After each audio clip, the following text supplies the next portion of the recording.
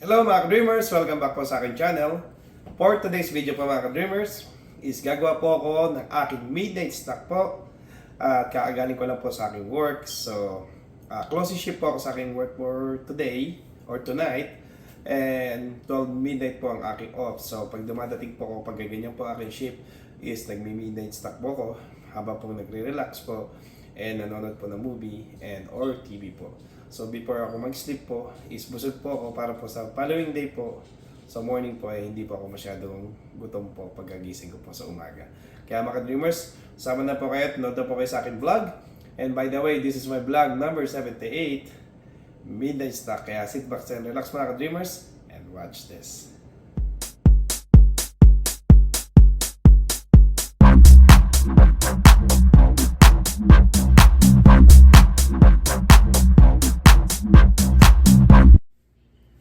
Ayan mga ka-dreamers, simulan na natin ang paggagawa ng aking midnight snack po. Ayan.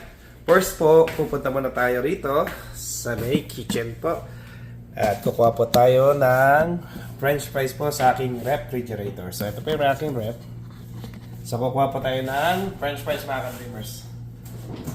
Ayan. So, ito po, yung french fries tayo. So mga ka-dreamers, ito yung aking french fries na may savory flavor po. Yan, tapos lalagyan natin sa air fryer mga ka-dreamers. So mag-air fryer lang tayo mga ka-dreamers para po hindi po gumamit ng oil. Kasi ayoko po na ma-oil na french fries.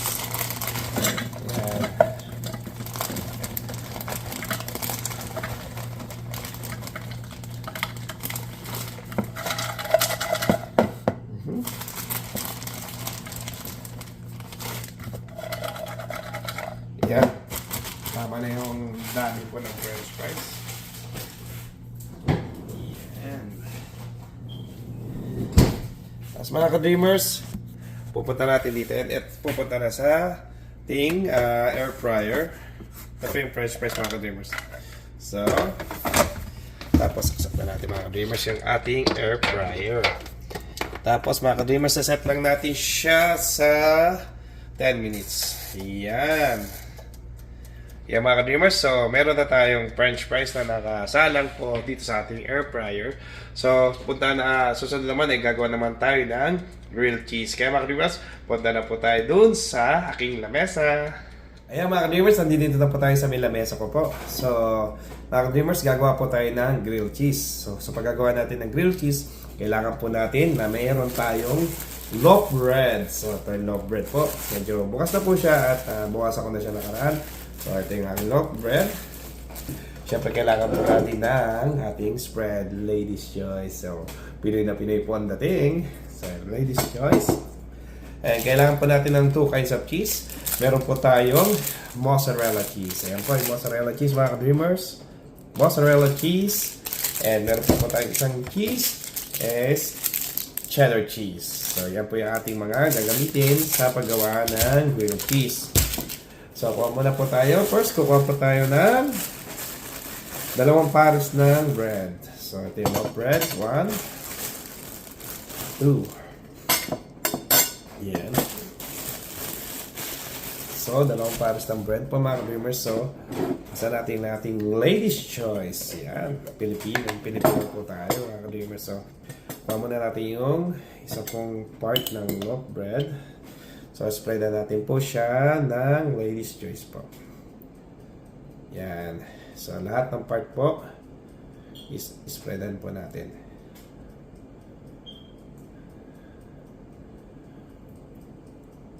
Yan. Yan lahat ng part ng bread. Tapos ito yung isa po.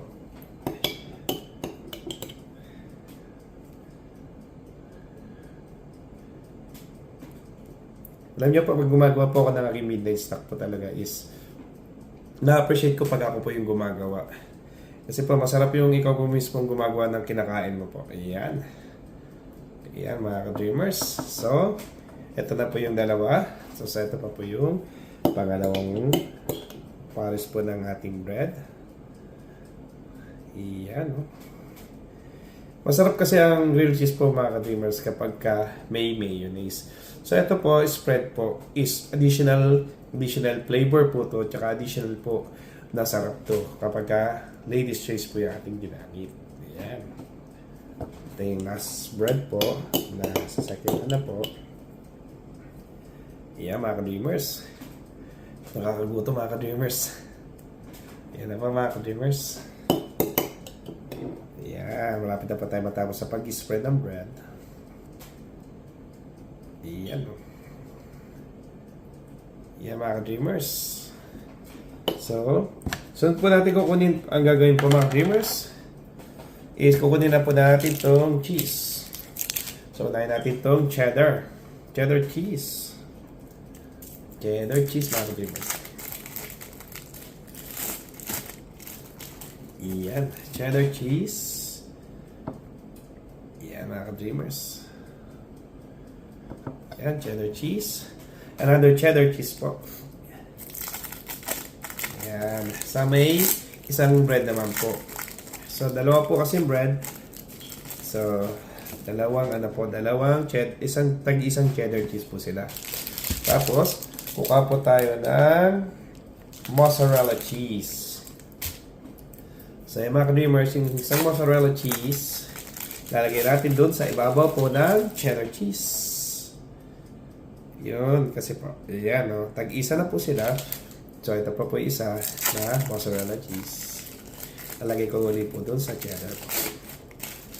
Yan mga ka-dreamers. So, ito kang lalabasan niyo mga ka-dreamers. So, nakapatong po siya sa cheddar, yung mozzarella po. Ayan. Tapos, papatungan po na natin ng isang may spread po ng ladies choice po. Ayan. So, kapatong na po siya. Ganyan po lang kalalabasan po niyan. Ayan mga ka-dreamers. Ganyan po mga ka-dreamers. Ayan. Ito po mga ka-dreamers. So, meron na po tayong naka-ready pong dalawang pang grilled cheese po. Ayan po, na-ready na po natin. Tapos mga ka-dreamers is i-grill na po natin siya. So, i-grill natin siya sa aking electric griller po mga ka-dreamers. Kaya mga ka-dreamers, watch this. Pupunta pa tayo sa ating electric griller. Ayan mga ka-dreamers, nandito na po ako sa aking electric griller. So, i-grill na po natin yung ating grilled cheese. So, buksan natin yung electric griller po natin. So, ilalagay po natin yung ating grilled cheese po mga ka-dreamers. Yan, dalawa po. Sakto-sakto po yan sa aking electric griller. Tapos po, sasarado po natin yung mga ka-dreamers. Press natin konti. Yan. Tapos mga ka-dreamers, sasaksak po natin siya. Yan. So, mga ka-dreamers, yan, no? Nag-red na po siya. So, ibig sabihin niya mga ka-dreamers is ongoing na po yung ongoing na po yan mga ka-dreamers ang pagluluto po ng ating grilled cheese pag naka-red po na ganyan. Ayan po mga ka-dreamers. So, hintayin lang po natin siya mag-green. So, mga ka-dreamers, yan, no? Ibig sabihin po, ongoing na po yan. Yan. Hintayin lang natin siya, mga ilang minutes lang po yan is magi-green na po yan. At luto na po ang ating grilled cheese. Yan mga ka-dreamers. So, babalik po tayo mga ka-dreamers pagka green na po. Nag-green na po. Yan, nag-green na po mga ka-dreamers. Hindi na po natin kailangan mag-cut po ng video. Yan, nag-green na po siya. At ito na po yung ating finished product po. Yan mga ka-dreamers, oh. Ang ganda, oh. Ang ating grilled cheese. So, kunin na po natin siya. Mainit-init pa po. So, lagay natin dito. Yan mga ka-dreamers. Yan po, naluto na tayo ating grilled cheese. So mamaya po, pupunta na natin po yung ating final product po mga ka-dreamers. So punta natin po yung ating french fries. Ayan mga ka-dreamers, tapos na rin po yung ating french fries. So tingnan natin mga ka-dreamers sa ating air fryer. Ayan mga ka-dreamers, so ang sarap po. Golden brown na po yung ating fries. So, ibig sabihin, ready to serve na po siya. So ilalagay natin po dito. Katabi po ng ating grilled cheese. Ayan po. So, gagawin na po natin siya ng presentation bago po natin siya kainin mga ka-dreamers. Kaya mga ka-dreamers, gawin na po natin ang ating presentation for sa ating grilled cheese with french fries with herb po. So mga ka-dreamers, gagawin na po natin ang presentation sa ating grilled cheese. So, kailangan natin ng may bread knife tayo. Yan. So, yung bread knife. So, kakat po natin yung ating grilled cheese po, mga ka-dreamers. Kakat natin. sa center po. Yan. So, nakat na natin yung sa center yung ating grilled cheese. So, yan mga ka-dreamers, ayun. Cut na po siya sa center. Uy, nagme-melt pa po yung ating cheese. Yan po mga ka-dreamers. So, kakat natin sa center yung ating grilled cheese ulit. Isa. Iyan. Iyan mga ka-dreamers. So, cut na po siya sa gitna. Tapos po mga ka-dreamers, so transfer natin sa isang plate ulit. Yan po, yung ating grilled cheese. So, ito siya mga ka-dreamers. Ito siya mga ka-dreamers. Tapos, ilalagay po natin mga ka-dreamers yung ating french fries po. Ito na po. Sa center po mga ka-dreamers. Ito yung ating french fries. Wow! Yan mga ka-dreamers. Yan o.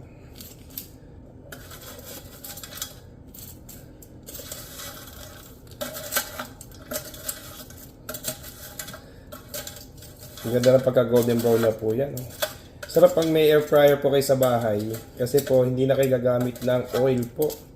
At makakapagawa na po kayo, makaluto na kayo ng french fries. O kaya kahit po anong klase.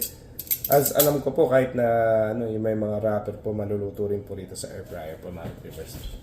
And mga ka-dreamers, ito na po, presenting po natin ang ating kinalabasan ng ating grilled cheese with french fries with herb po. Ito po mga ka-dreamers, ayan po. So, mapakita ko po sa inyo yung actual po ng ating ginawang midnight snack for tonight. So mga ka-dreamers, ito na po mga ka-dreamers. Presenting ang ating grilled cheese mga ka-dreamers. Ayan po ang kinalabasan po. Yan po yung with grilled cheese na may mozzarella cheese and cheddar na may ladies choice po na ginrill po natin with french fries with herb na niluto po natin sa ating air fryer po.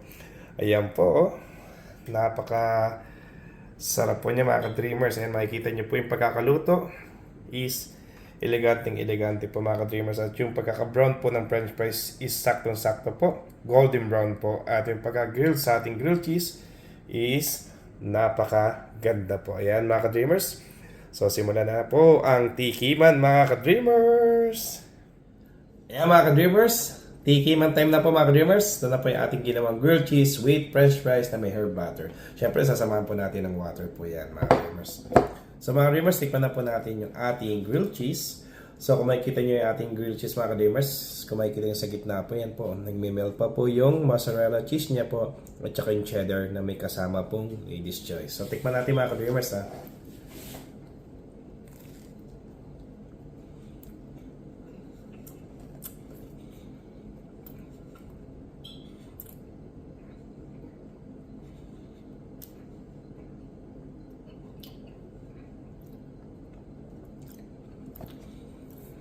Mga ka-dreamers, ang sarap po niya mga ka-dreamers.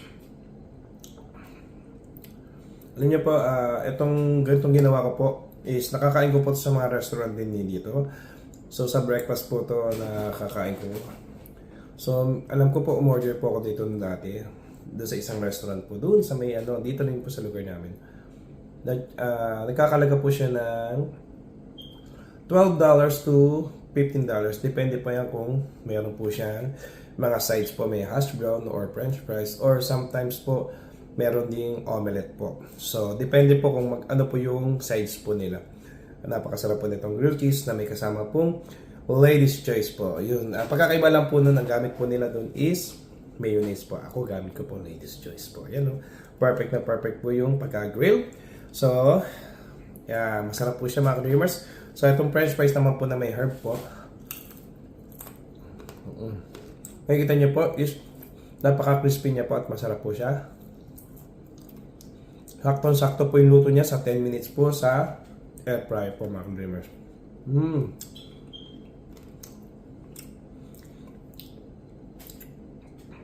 Kahit wala pong ketchup, ang napakasarap na po mga ka-dreamers. Lalo pa siguro lalagyan natin ng ketchup.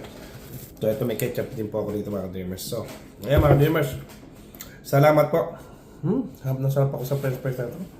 Kahit nga wala nga ito, masarap na siya. Yeah, mga ka-dreamers. They have it po, mga ka-dreamers. Maraming salamat po sa panonood ng ating vlog at successful po ang ating vlog for today or for tonight sa aking paggawa ng aking midnight snacks. At alam niyo po, mga ka-dreamers, na-appreciate ko po pag ako po ang gumagawa ng aking meal po, mga ka-dreamers. Kasi sarap po kapag ikaw talaga po ang nag-prepare po at gumawa ng sarili mong pagkain po. Kaya, mga ka-dreamers, maraming salamat po sa panonood. At kung hindi pa kayo nagsusubscribe sa aking channel, please subscribe sa aking YouTube channel, Papa Deo TV, and please comment down below and like and share po, mga ka-dreamers, and hit the notification bell button para updated po kayo sa aking mga videos, and comment na rin po kayo sa mga gusto nyo pong ipa-vlog sa akin, at pag may time po tayo is bablog po natin yan at gagawin po natin yan sa abot ng aking makakaya po. Sarap po, mga ka-dreamers, kaya nandun po kayo uli sa aking susunod na aking vlog. And salamat po, mga ka-dreamers, and thank you po, mga ka-dreamers, and kain po tayo, mga ka-dreamers. Yan po, mga ka-dreamers, ating grilled cheese with french fries with herb po. Yan, mga ka-dreamers, bye-bye po, and God bless and God to be glory po. Thank you po, mga ka-dreamers, bye-bye.